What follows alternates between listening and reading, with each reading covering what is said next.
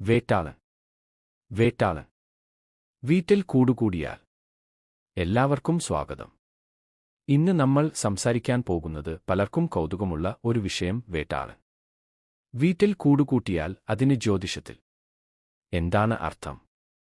വേട്ടാളൻ. നമ്മുടെ നാട്ടിൽ പലരും അതിനെ ശുഭപ്രതീകം ആയി കരുതുന്നു.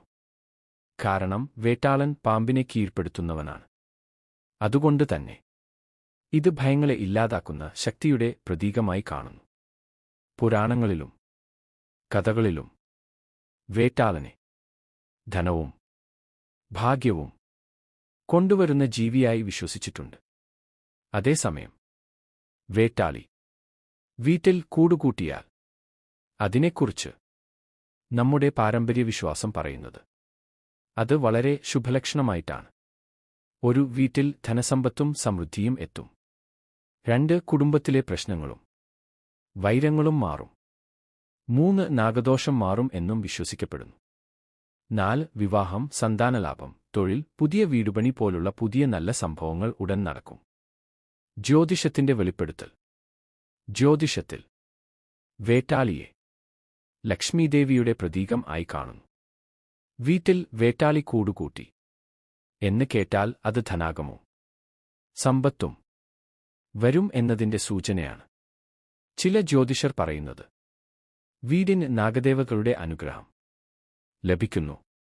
ദോഷങ്ങൾ മാറി കുടുംബത്തിൽ സന്തോഷവും സമാധാനവും വരും. ഭൂമി, സ്വത്ത് സംബന്ധിച്ച കാര്യങ്ങളിൽ നല്ല വളർച്ച ഉണ്ടായേക്കാം. ഇതിനെക്കുറിച്ചുള്ള ശാസ്ത്രീയ കാഴ്ചപ്പാട് എന്തെന്ന് നമുക്ക് അറിയാം.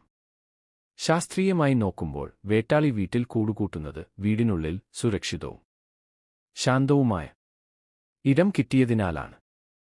അതായത് പരിസ്ഥിതി അവയ്ക്കു അനുയോജ്യമായതിനാൽ അത് വന്നിരിക്കുന്നു. അതുകൊണ്ട് ഇതിനെക്കുറിച്ച് ഭയപ്പെടേണ്ട കാര്യമൊന്നുമില്ല. മറിച്ച് നല്ലതിൻ്റേതായി സ്വീകരിക്കാം. ഇതുപോലുള്ള സാഹചര്യങ്ങളിൽ നമ്മൾ ചെയ്യേണ്ട കാര്യങ്ങൾ: വേട്ടാളി കൂടുകൂട്ടിയാൽ കൊല്ലുകയോ ഒഴിപ്പിക്കുകയോ ചെയ്യരുത്. അതിനെ വിശ്വാസത്തോടെയും ഭക്തിയോടെയും കാണാം. ഒരു വീട്ടിൽ വിഷ്ണുലക്ഷ്മി പൂജ നടത്താം. 2 വിളക്കുതെളിച്ച് ദേവിക്ക് പ്രാർത്ഥന നടത്തുക നല്ലതാണ്. 3 വീടിന്റെ ശുചിത്വം പാലിക്കുക എന്നും പ്രധാനമാണ്. നമ്മുടെ ജ്യോതിഷപ്രകാരം പറഞ്ഞാൽ വേട്ടാളി വീട്ടിൽ കൂടുകൂട്ടിയാൽ അത് ദൈവാനുഗ്രഹത്തിന്റെ സൂചനയാണ്. ധനവും ഭാഗ്യവും കുടുംബസൗഭാഗ്യവും അതിനുശേഷം എത്തും.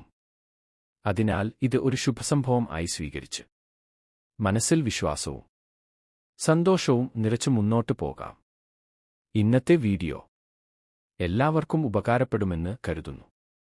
ഇഷ്ടമായെങ്കിൽ ഇതുപോലുള്ള അറിവുകൾ വീണ്ടും ലഭിക്കുവാനായി ഈ channel like, share and subscribe ചെയ്യാൻ മറക്കരുത്.